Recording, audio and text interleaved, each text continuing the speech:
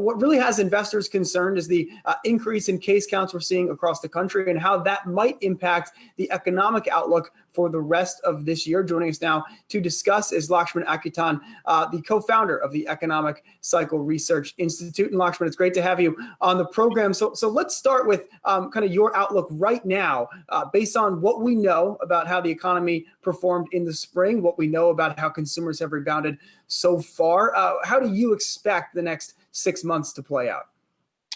I think it'll be a recovery in the business cycle. So we went into recession. The recession began in February. It's a very deep recession, almost off the charts, very diffuse, right? It's most industries, most regions. But on duration, it may not end up being all that much. It might be one of the shorter recessions in U.S. history.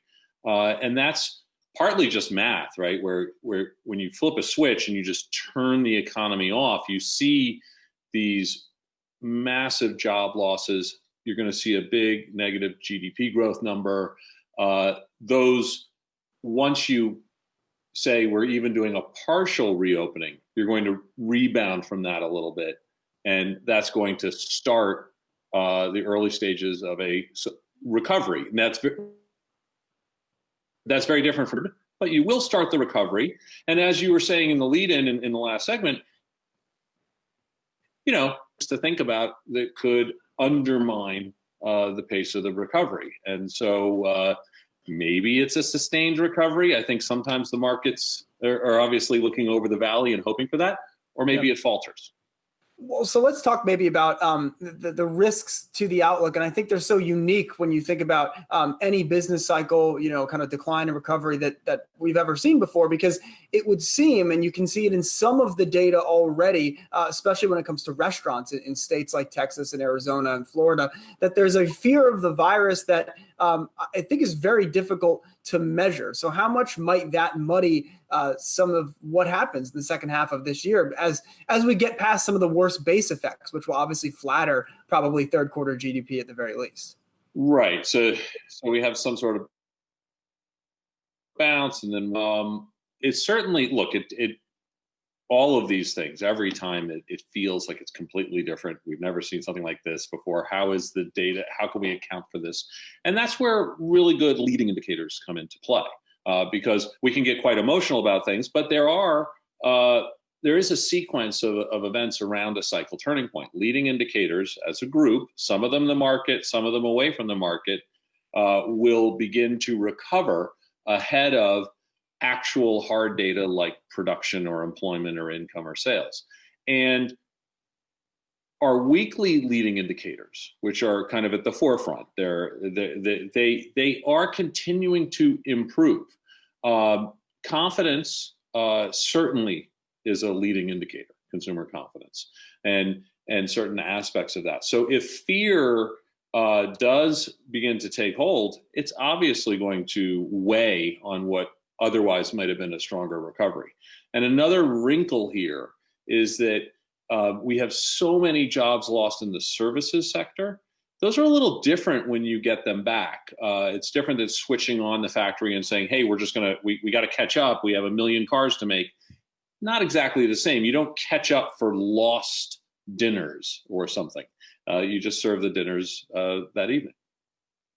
Lakshman, Dan Roberts here. A lot of what you're saying is pretty optimistic. And when we talk about confidence, versus fear and what might win out, I'd be curious if you look ahead to, say, the holiday shopping season, what you think might happen. And of course, a lot depends on the cases, but that is always such a pivotal and important moment in taking the temperature of the consumer.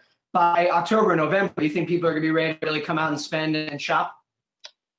It's a huge question. I don't have hard data in the leading indexes that are going to tell me too much about the holiday shopping season just yet. But knowing how cycles work and what I was just saying about the services sector, right? The lion's share, almost all the jobs lost were in the service sector. So now if the cyclical dynamic of adding those jobs back is more difficult than in an industrial sector, for example, then you probably have weaker income growth unless there's some additional support given. And that probably is a headwind, but I don't want to predict the predictors. Look, the leading indicators have proven me wrong, so I'm just as interested as everybody else as to what they're going to do. So far, so good.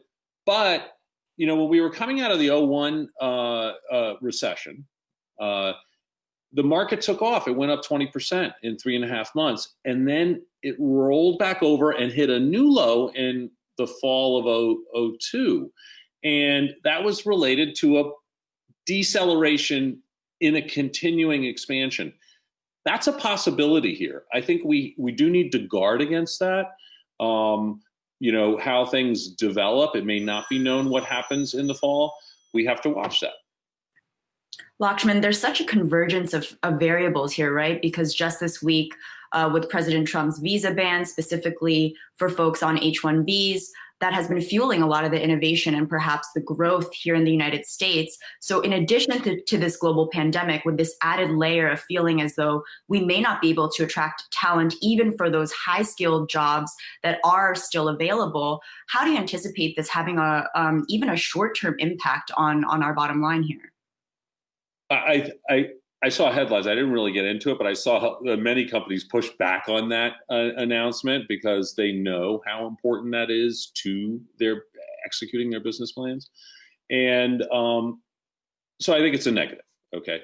But we'll see how it comes out in the wash and the leading indicators, which are relatively short term. Longer term, it's a huge issue because 2/3 of our working population growth comes from legal immigration.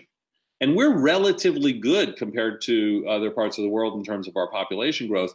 And everybody's slowing down. And it gets a little complicated in economics, but basically population growth and productivity growth defines your long-term trend growth. So stopping immigration, legal immigration in the US is particularly difficult for us. We don't have a lot of natural population growth. And even if we all got busy right now, it would take 18 years until you had some workers. So it's kind of baked in the cake. Yeah, Lakshman, I wanted to go back to something that you said earlier in the interview. You were talking about the recession right now and the depth of it and the duration of it. And I think most people would agree with what you were saying, just that the snapback is likely to be relatively quickly, especially when we compare it to what we've seen in the past. But my question is just how critical do you think it is that we get more stimulus, either monetary or fiscal stimulus, just in order to make sure that we don't slow down this recovery, that we are where we want to be in not only 6 months from now, but 12 to 18 months from this point? Yeah, good question. It's a perennial question, right? This one keeps coming back. What do we do if there is signs of a pause? I think more monetary, it would be hard to define actually what more monetary support might be than what we've had. So there's a lot out there. Even if things go south a bit, there's still a lot of dollar liquidity out there, for example, to support the market. So I don't know. And there may be some negatives to that, right? Because if that support, say if low interest rates are keeping a company open that otherwise would shut, it's excess capacity, which makes it much more difficult in the same space to compete, where the prices will stay down. So this becomes a kind of a very much a double-edged sword. So then you go to the fiscal side and you see a huge debate there, and that will get very loud because we're in an election year too, right? So that is going to be a big thing that's coming up. When you have, right now, income growth has actually been kind of okay because we've had some fiscal support. When that goes away, we see when the tide goes out, you get to see the rocks there, and it may be uncomfortable. So there might be some more push, I would expect, on the fiscal side of things. But again, the leading indicators ultimately will tell us the way. And so far, so good.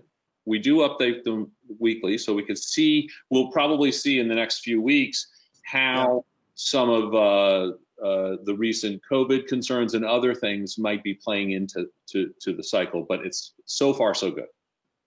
Certainly, again, a critical time coming up here for the U.S. economy as we move into the heart of the summer. Lakshman Achuthan with the Economic Cycle Research Institute. Thanks so much for joining the program. We'll talk soon. Hey, investors. Zach Guzman here. Are you interested in learning more about the markets and getting the latest financial news? Well, then click right here to subscribe to our Yahoo Finance YouTube channel.